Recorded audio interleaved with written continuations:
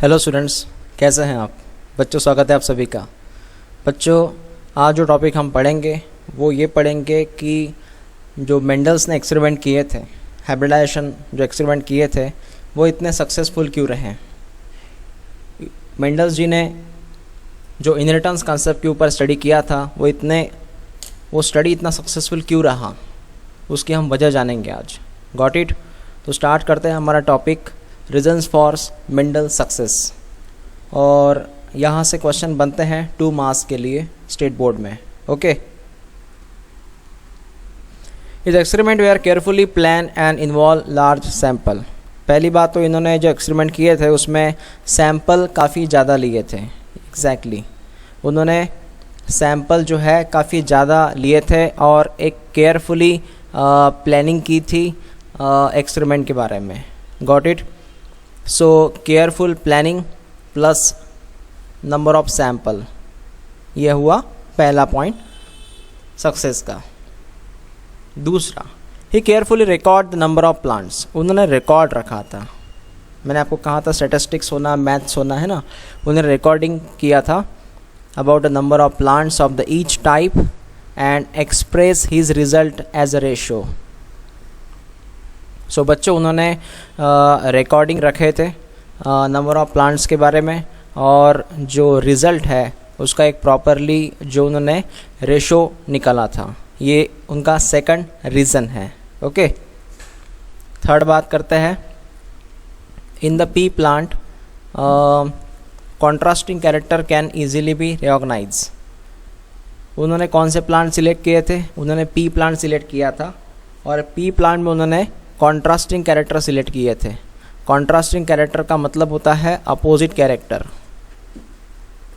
तो उन्होंने सिलेक्ट किया था और वो इजीली रिकॉग्नाइज होते थे। जैसे कि कोई प्लांट अगर टॉल है, दूसरा प्लांट डॉर्फ है, और ये कैरेक्टर जो है वो इजीली दिखते थे क्योंकि ये कॉन्ट्रास्टिंग कैरेक्टर है, so easily recognise. The 7 different character in the pea plant were controlled by single factor each. अब इसका मतलब जानिए। 7 different character in the pea plant were controlled by single factor each. मतलब जो फैक्टर है वो control करता था 1 कैरेक्टर को। 1 factor control 1 character. Okay. The factor are located on separate chromosome. ये जो फैक्टर्स है ये अलग अलग क्रोमोसोम पे थे, सेपरेटली थे। And this factor transmit from generation to generation. और ये जो फैक्टर है ये फैक्टर ट्रांसफ़र होते थे from 1 generation to next generation. तो बच्चों, यहाँ कहने का मतलब ये है कि जो कैरेक्टर है उसके लिए रिस्पॉन्सिबल रहेगा फैक्टर, और उस फैक्टर को आज हम कहते हैं जीन्स। और आपको पता है यही जीन्स रिस्पॉन्सिबल रहते हैं, क्योंकि वो जो एक्सप्रेस होते हैं तो वही जीन्स रिस्पॉन्सिबल रहते हैं कैरेक्टर के लिए, चाहे वो हाइट के कैरेक्टर के बारे में हो, चाहे वो स्किन कलर के बारे में हो, है ना। तो जीन रिस्पॉन्सिबल है उसके लिए। लेकिन उस ज़माने में उन्होंने जीन्स को फैक्टर कहा था। इनका ये कहना था कि जो फैक्टर रहते हैं, फैक्टर मतलब क्या कहा मैंने, जीन जो रहते हैं ये अलग अलग रहते, एक्चुअली ये रहते हैं क्रोमोसोम्स के ऊपर। पता है आपको, genes located on the chromosomes. और ये जो फैक्टर्स है, मतलब ये जो जीन्स है, ये ट्रांसफ़र होते हैं जनरेशन 1 से लेके जनरेशन 2 में। समझ में आया? ओके। तो ये इन्होंने एक्सप्लेन कर किया था। उनको नहीं पता था कि इसे जीन्स कहते हैं करके, लेकिन उन्होंने फैक्टर नाम दिया था। He introduced the concept of dominance and recessiveness. उन्होंने ये जो डोमिनेंस कंसेप्ट है इसे एक्सप्लेन किया था, और उन्होंने जो रिसेसिव कंसेप्ट है उसे भी उन्होंने एक्सप्लेन किया था। डोमिनेंस मतलब जो कैरेक्टर दिखाई देते हैं, और रिसेसिव मतलब जो कैरेक्टर नहीं दिखाई देते। हम आगे पढ़ेंगे इनके बारे में। तो डोमिनेंट मतलब जो कैरेक्टर दिखाई देता है, और रिसेसिव मतलब जो कैरेक्टर नहीं दिखाई देता। Got it? समझ में आया? ओके। तो इस तरह का ये 2 कंसेप्ट है, डोमिनेंस एंड रिसेसिव। तो डोंट वरी, ये डोमिनेंस और रिसेसिव हम आगे भी पढ़ेंगे विथ एग्जाम्पल। सो यहाँ पे हमारा जो पहला कंसेप्ट है reason for the Mendel success, ये कंप्लीट हो चुका है। उसके बाद में है कुछ टर्मिनोलॉजी, जेनेटिक टर्मिनोलॉजी, छोटी छोटी डेफिनेशन सही है। देखते हैं इन डेफिनेशन के बारे में। पहला उन्होंने कहा है कैरेक्टर के बारे में। एक स्पेसिफिक फीचर है ऑर्गेनिजम्स का ये कैरेक्टर। जैसे example the height of stem, you know the height, height क्या हुआ, हाइट एक फीचर हुआ, मतलब एक कैरेक्टर हुआ ऑर्गेनिजम्स का, ठीक है, decided by the genes. Then वो कहते हैं ट्रेट के बारे में। ट्रेट एन इनहेरिटेड कैरेक्टर, जो कैरेक्टर इनहेरिट होता है, जो कैरेक्टर इनहेरिट का मतलब क्या है, ट्रांसफ़र, जो कैरेक्टर ट्रांसफ़र होता है एंड इट्स डिटेक्टेबल वेरिएंट, और उसका जो कैरेक्टर रहता है वो वेरिएंट, उसमें वेरिएशन रहते हैं। जैसे एग्जांपल टॉल होना, डॉर्फ होना, ये क्या हुए, ये ट्रेट हुए। देखो एक्चुअल में हाइट कैरेक्टर हुआ, क्या हुआ, हाइट कैरेक्टर। लेकिन हाइट में दो टॉपिक आते हैं, एक होता है टॉल, एक होता है डॉर्फ। सो कौन सी हाइट, टॉल हाइट या डॉर्फ हाइट, है ना। तो इसे कहा जाता है ट्रेट। सो ट्रेट मतलब एक्चुअली कौन सी हाइट, टॉल या डॉर्फ, उसे हम ट्रेट कहेंगे। लेकिन हाइट क्या हुआ, कैरेक्टर हुआ। कौन सा कैरेक्टर हुआ, मतलब कौन सी हाइट हुई, टॉल हुई कि डॉर्फ हुई, they are called as trait. Okay, चलो आपको ये बात समझ में आ गई। फैक्टर, फैक्टर मतलब हम इसे कहेंगे अभी जीन्स, और उस समय वो क्या कहते थे, फैक्टर क्या था, it is a unit of heredity, heredity का यूनिट है। A particle present in organism, ऐसा पार्टिकल है जो ऑर्गेनिज्म में प्रेजेंट होता है, रिस्पॉन्सिबल फॉर द इनहेरिटेंस, और वो रिस्पॉन्सिबल इनहेरिटेंस के लिए, एक्सप्रेशन ऑफ कैरेक्टर के लिए। ओके, बस इतना आपको लिखना है इस फैक्टर के बारे में। तो फैक्टर एक हेरेडिटी का यूनिट है, ऑर्गेनिज्म में रहता है और रिस्पॉन्सिबल रहता है इनहेरिटेंस के लिए और कैरेक्टर को एक्सप्रेशन करवाने के लिए। समझ में आया। The factor determines a genetical character of organisms, और इस फैक्टर्स की वजह से जो जेनेटिकल कैरेक्टर रहते हैं ऑर्गेनिजम्स के वो भी डिटरमाइन होते हैं, दिखते हैं। Got it, okay. Next, genes. It is a particular segment of DNA, एक पर्टिकुलर सेगमेंट है डीएनए का जो रिस्पॉन्सिबल है inheritance and expression of the character.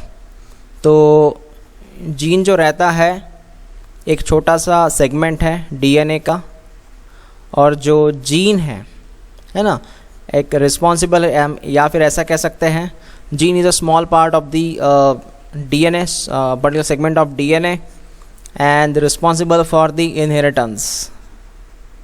और ये किसके लिए रिस्पॉन्सिबल है, ये डीएनए इनहेरिटेंस के लिए, and expression of character. Expression का मतलब जानते हैं आप, वो कैरेक्टर दिखाई देना, वो कैरेक्टर वहाँ पे एक्टिव रहना, उसे कहते हैं हम एक्सप्रेशन। जैसे आइज कलर, ये कैरेक्टर जो है एक्सप्रेस हुआ है तो कलर, आइज कलर दिखाई देगा, स्किन कलर, है ना। बाद में हाइट, तो ये जो जितने भी कैरेक्टर हैं हमारे अंदर, ये सब डीएनए की वजह से है, डीएनए के अंदर जो जीन्स है उनकी वजह से हैं। Okay, alleles. ओके, इवोल्यूशन के वक्त मैंने जो हमने इवोल्यूशन के वक्त एक ही हमने लेक्चर लिया है, उसमें अलील्स नाम आया था। तो अलील्स क्या है देखिए, the two or more alternative forms of given gene. Alternative form, ये एक अल्टरनेटिव फॉर्म रहता है जीन्स के, are called as the alleles of each other, they occupy.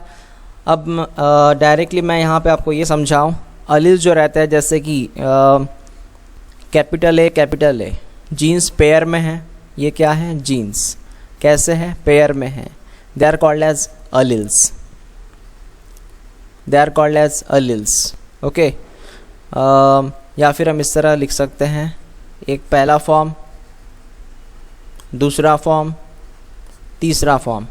मतलब जो ए नाम का जीन्स है उसके अलग अलग अल्टरनेटिव फॉर्म्स है, यहाँ पे लिखा है alternative forms of given gene, है ना, ये गिवन जीन है, ये ए जो है गिवन जीन है, उसके ये अल्टरनेटिव फॉर्म्स है, इसे हम अलील्स कहते हैं। बात समझ में आ गई आपको? ओके।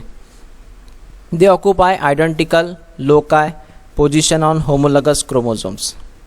वो होमोलगस क्रोमोसोम के एक ही जगह मिलते हैं। कैसे, समझिएगा। मान लीजिए मैंने यहाँ पे एक क्रोमोसोम ड्रॉ किया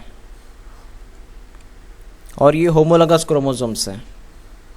पढ़ेंगे हम होमोलगस क्रोमोसोम क्या रहते हैं। तो मान लीजिए क्रोमोसोम्स है, ये 2 क्रोमोसोम्स है। Obviously, how many chromosome here? 2, because they are called as homologous HR, homologous chromosomes. अब इन पे ये occupy on the same locus. Same locus का मतलब होता है एक ही जगह पे। कैसे, समझिएगा। अगर मैंने यहाँ पे लिखा कैपिटल ए, तो दूसरे क्रोमोसोम पे उसी जगह पे रहेगा कैपिटल ए। देख रहे हैं आप? मतलब एक क्रोमोसोम पे दोनों रहते नहीं हैं, एक ही क्रोमोसोम पे दोनों नहीं रहते हैं। मैंने किस तरह ड्रॉ किया देखिए।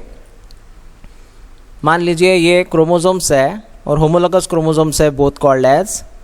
तो आपको इस क्रोमोसोम पे मिलेगा कैपिटल ए, दूसरा जो क्रोमोसोम है उसी के बाजू में पेयर में है, वहाँ पर भी रहेगा कैपिटल ए।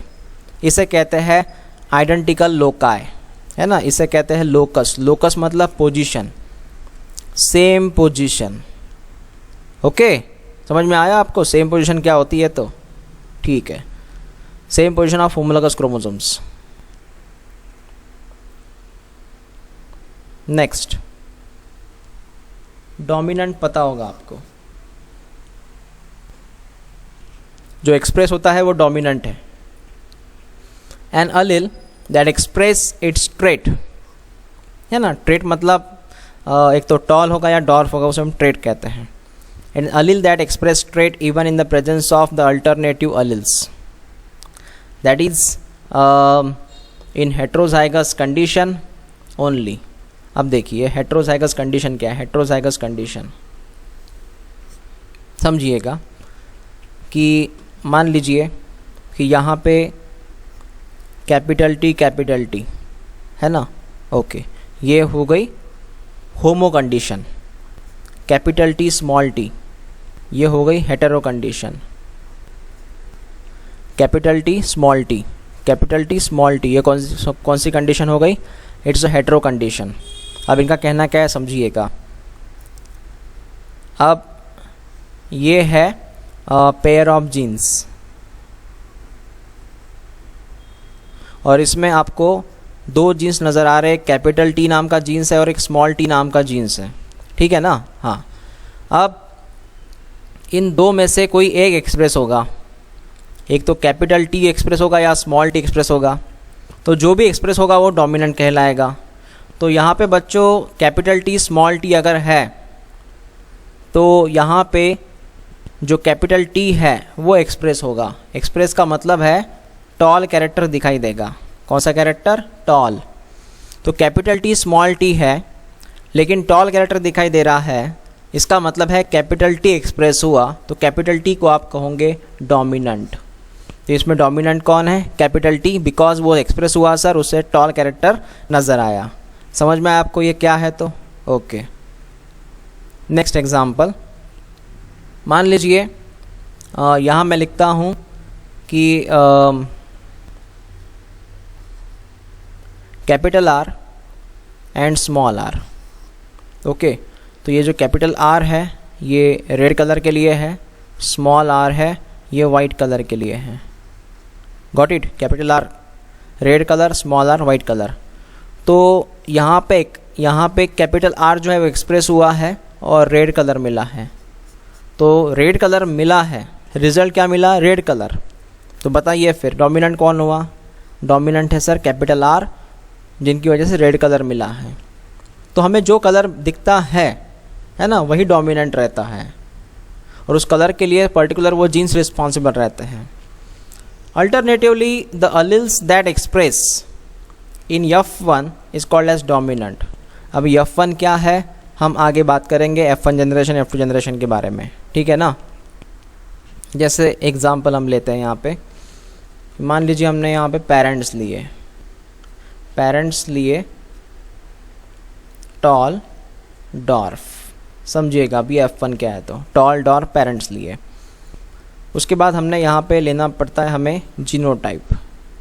जीनोटाइप मतलब जीन्स। टॉल के लिए कैपिटल टी, डॉर्फ के लिए स्मॉल टी।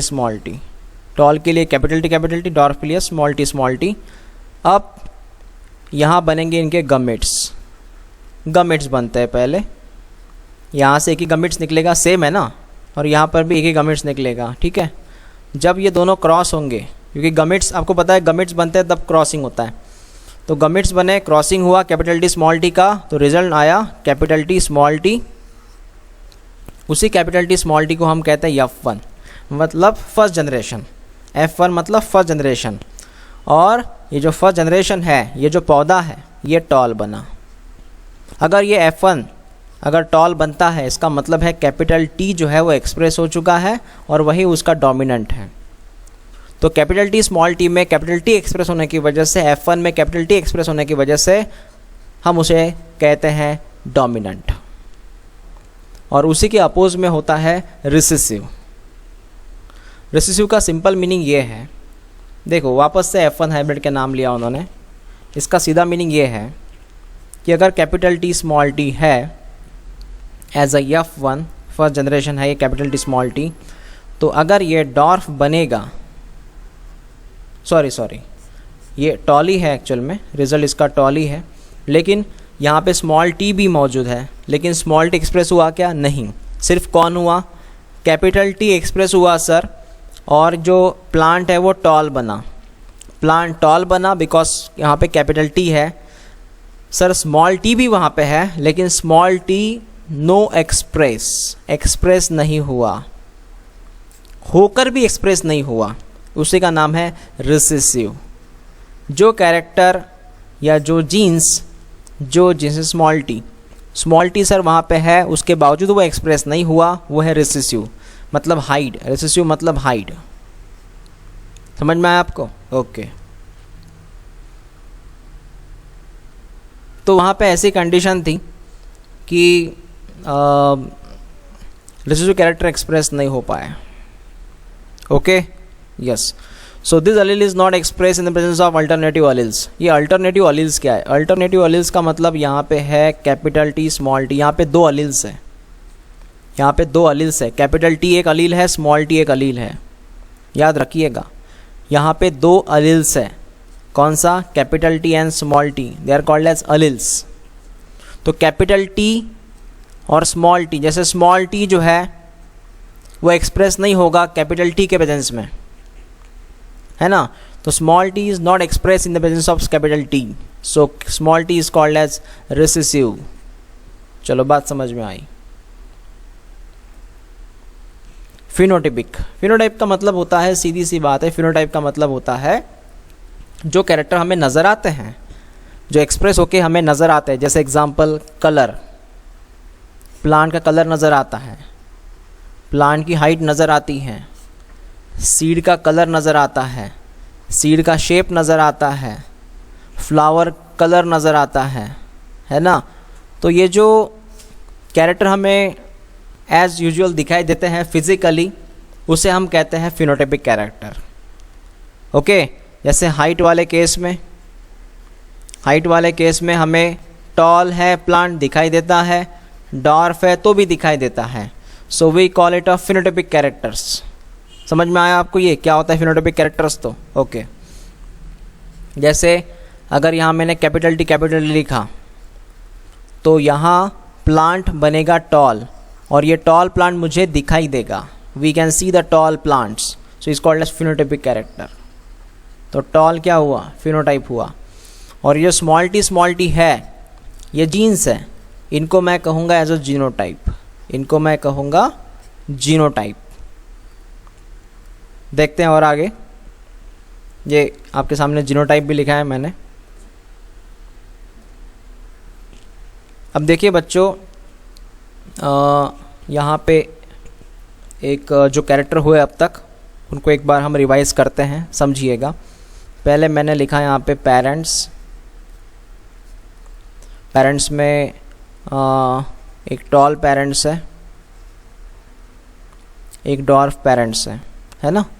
बाद में हमें लिखना पड़ेगा उनके जीनोटाइप। जीनोटाइप मतलब उनके जीन्स क्या हो गए, कैपिटल टी तो टॉल, स्मॉल टी तो डॉर्फ, है ना। उसके बाद में इनके बनते हैं गमिट्स। गमिट्स में क्या बनेंगे, इधर बनेगा कैपिटल टी, इधर बनेगा स्मॉल टी, क्योंकि यहाँ इस कंडीशन से एक ही जन आएगा ना, गमिट्स फॉर्म में एक ही आया, ठीक है। उसके बाद में यहाँ मैं लिखूँगा F1 में ये दोनों एक में से क्रॉस हुए, gametes cross to each other because fertilization, तो बना वहाँ पे F1, फर्स्ट फिलियल जनरेशन कहते हैं F1 को, first filial generation that is F1। तो यहाँ मेरी बात को समझ सकते हैं आप। अगर F1 टॉल बना तो डोमिनेंट कौन हुआ, कैपिटल टी हुआ, क्योंकि कैपिटल टी की वजह से बनता है टॉल और स्मॉल टी की वजह से बनता है डॉर्फ। लेकिन F1 कौन बना, टॉल बना, तो ऑब्वियसली डोमिनेंट कौन हुआ, कैपिटल टी, ठीक है। और जो F1 टॉल बना वो टॉल कैरेक्टर हमें नज़र आ रहा है, तो टॉल नज़र आ रहा है, तो ये फिनोटाइपिक कैरेक्टर भी है कि टॉल नज़र आ रहा है, जैसे फिनोटाइप, जैसे आइज कलर दिखता है हमें तो फिनोटाइप हुआ वो, ठीक है, ओके। और जैसे जैसे हम आगे बढ़ेंगे आपके आइडियाज़ और क्लियर होते जाएंगे। तो ये बात हमें समझ में आ गई यहाँ पे। अब यहाँ पे इनका जो डेफिनेशन है अभी ये क्या कहते हैं, होमोजाइगस। होमोजाइगस का मतलब क्या है, होमोजाइगस का मतलब जैसे मैंने कैपिटल टी लिखा, ये हुआ होमोजाइगस कंडीशन। स्मॉल टी लिखा, ये है होमोजाइगस कंडीशन। लेकिन अगर मैंने कैपिटल टी स्मॉल टी लिखा तो ये होमो है क्या, नहीं, ये है हेटेरो कंडीशन। जब भी वहाँ पे जीन्स बदलते हैं, है ना, तो वो हेटेरो कंडीशन बन जाती है। बात समझ में आ गई आपको, यस। तो आप यहाँ पे देख सकते हैं टॉल के लिए कैपिटल टी होमो कंडीशन है, डॉर्फ के लिए स्मॉल टी होमो कंडीशन है। Got it, okay. और यहाँ पर भी आप देख सकते हैं दे हैव आइडेंटिकल अलिल्स, उनके अलिल्स कैसे हैं, आइडेंटिकल है, मतलब कैपिटल टी हैं। फॉर पर्टिकुलर ट्रेट का मतलब होता है टॉल, मैंने पहले ही समझाया था आपको ये, ओके। इसी के अपोज में कौन सी कंडीशन होगी, हेटेरो कंडीशन होगी। हेटेरो मतलब जानते हैं आप, कैपिटल टी स्मॉल टी, ये हेटेरो कंडीशन है। तो जो F1 बना था वो एक्चुअली बना था हाइब्रिड, यस, जो F1 बना था वो कैसे बना था, hybrid, capital T small T, okay. ये इजी बातें हैं इसलिए हम थोड़ा फास्टली इसे कवर कर रहे हैं। मोनोहाइब्रिड का सिंपल मीनिंग ये है कि मेंडल ने जब क्रॉसिंग के लिए एक ही कैरेक्टर का सिलेक्शन किया था, selection of only one character, selection of only one character for the crossing is called as a monohybrid. जैसे एग्जांपल हाइट, प्लांट की हाइट जब उन्होंने सिलेक्ट की थी, tall and dwarf, tall versus dwarf, है ना, उसे कहते हैं हम मोनोहाइब्रिड। ये बात समझ में आ गई आपको, व्हाट इज मोनोहाइब्रिड। जैसे उन्होंने एग्जांपल दिया, hybrid tall produce in the cross between the pure tall and pure dwarf plant.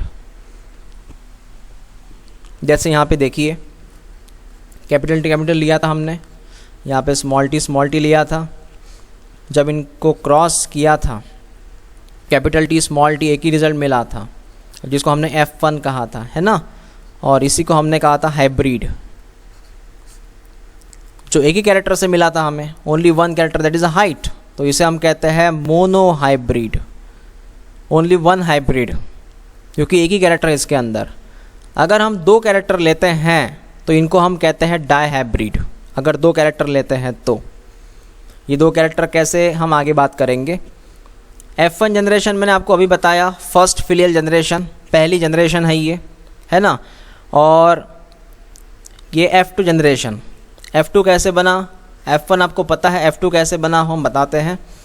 कि जैसे पहले पेरेंट्स रहते हैं, when they cross to each other there is F1 generation. और बच्चों जब F1 क्रॉस विथ F1, जब F1 में क्रॉसिंग होता है, F1 में सेल्फिंग होता है, हम पढ़ेंगे ये किस तरह चेकर बोर्ड के हिसाब से भी कैसे सेल्फिंग होता है। तो so we call it selfing. तो वहाँ मिलता है हमें F2। तो शुरू में रहेंगे पेरेंट्स, पेरेंट्स से जो बनेगा पहला जनरेशन इट इज़ F1, फिर F1 का क्रॉसिंग होगा तो वहाँ पे बनेगा F2 it's a second generation, क्योंकि फर्स्ट जनरेशन कौन सी थी, F1। ठीक है, समझ में आया? Okay, so enough for today. जितना हुआ उतना डेफिनेशन आप पहले लर्न कीजिएगा।